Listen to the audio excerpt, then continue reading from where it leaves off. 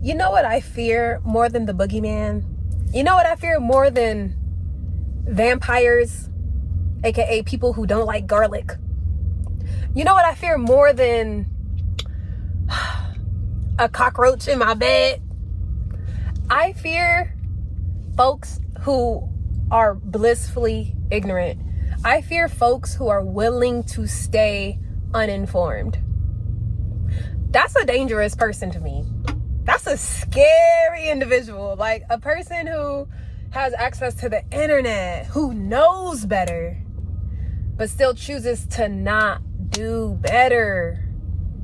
Or like repeatedly, who knows better, as in who knows that they can learn something that'll help dispel whatever they have going on, or who knows that maybe their thinking is pretty narrow-minded. Like they're aware, my perspective might not be what it is. Like, have you ever thought you knew something about something and then you find out that it was all a lie? And then it makes you start to question, like, hey, the things that I think I know, do I really know about them? And so it gives you this sense of humility. At least it gives me a bit of humility, because it's like, okay, I could be possibly wrong about certain things, right?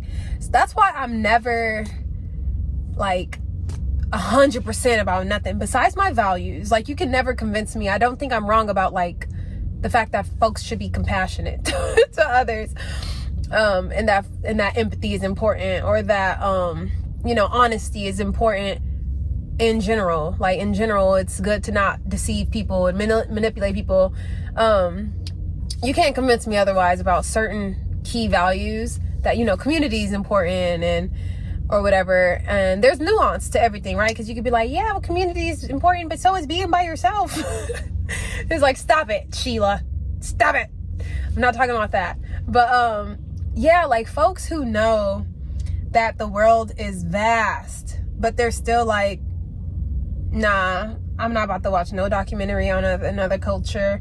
I'm not about to travel. I do not care. Like, I do not care. Like, people who have that, like, defeatist, like, well, it is what it is. Because it's like, dang, you have nothing to lose. Like, dang, you have...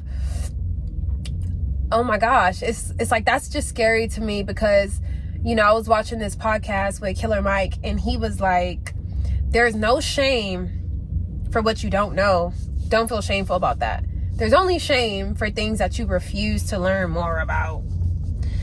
There's only shame for things that you are intentionally not informing yourself about. That's scary. Like, that's scary. And, yeah. I mean, they say ignorance is bliss, but I disagree. Because when you know the truth of reality, and I like to think that folks who have this like learning spirit, this curious spirit, and they're constantly seeking answers and seeking truth and curious about the human species, about earth and nature, if folks who are curious like that, they inevitably reach the truth. They inevitably reach the pot at the end of the rainbow.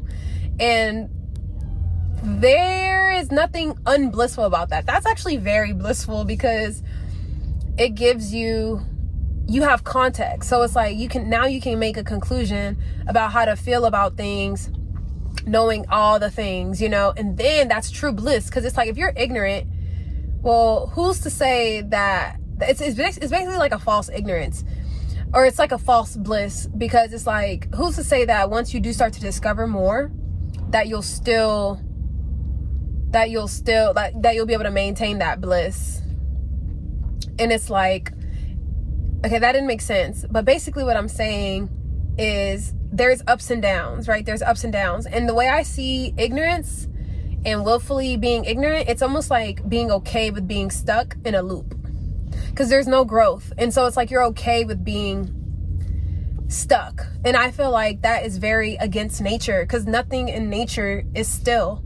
Nothing in nature is not evolving, right? So for you to choose to not evolve is frightening. it's frightening. It's frightening. It's frightening. It's frightening. Because yeah, that's basically like, if you want to say like a demonic energy, it kind of, it's just not like a loving, energy, you know. It comes from like that energy of like, well, everything that I need to know, I already know it. So I'm not, all that other stuff is beneath me, below me, not relevant, like that type of energy. Or even like, yeah. So with that being said, there is no shame for what you don't know yet. You know, like, there's no shame for that. But there is shame for things that you're being presented information and you're just like, oh, no, I don't want to know about it. You know, that's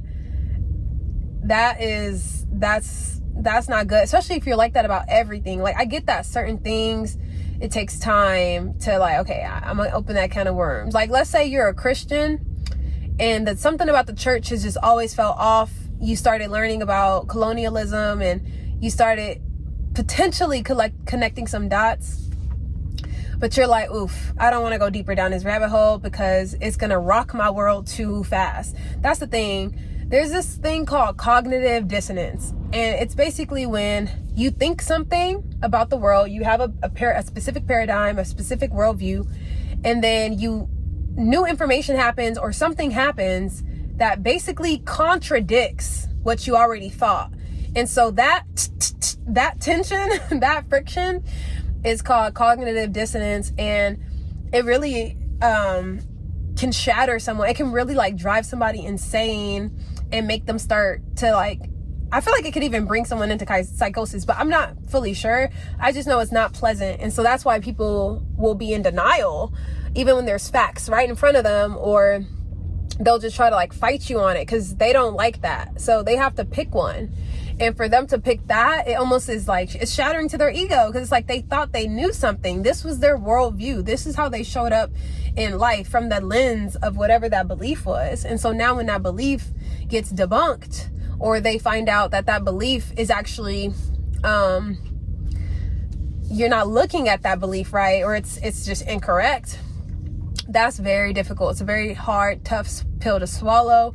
And now you start to question a lot of stuff. But for me, the questioning is exciting. Like, for me, the unknown is exciting, because it's like, okay, well, if that's not what it is, then what is it? And it's like, I don't know, something about something about the unknown, something about like the unknown. Like, there's so much opportunity there. Like, there's so much of, okay, well, what could happen? What could it be?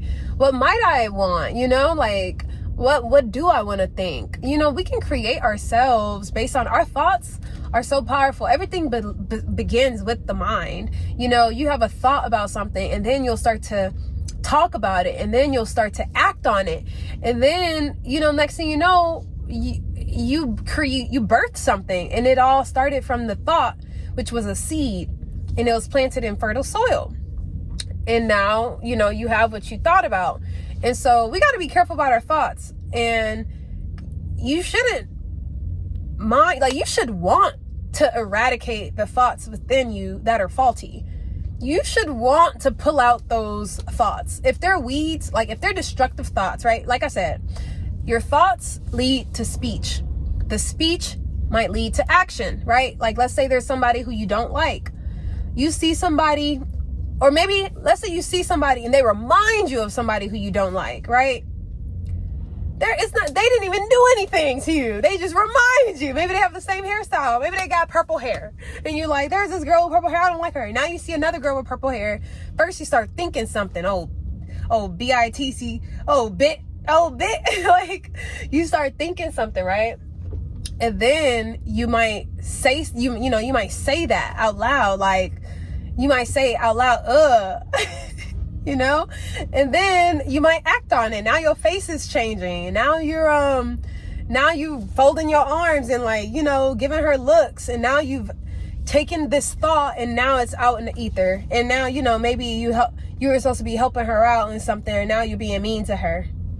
So it's just like, our thoughts are really powerful. And if there's any ill will, thoughts of jealousy, hatred, thoughts of ignorance, or, you know, thoughts of just Eurocentrism, or just whatever it is, ethnocentrism, just thinking, just having the world revolve around your bubble and not wanting to like look outside at all. If there's anything harmful within you, you should want to pull that stuff out. You should want to transform that stuff. Like, I think it's crazy that folks wouldn't want to transform that. And so, yeah, I mean, that's pretty much it. Like, with that being said, yeah, I just pray that everybody doesn't feel everyone doesn't feel so threatened by new information. Like, your ego is just your ego. Like, let it go. It's gonna be okay. It's gonna be so okay. It's actually a beautiful thing. It's actually a very, very beautiful thing what happens next. So thank you guys for watching this video. Make sure to like and subscribe and comment down below. Do y'all think that's spooky too? Because it's spooky to me. Anyway, peace, guys. Love you.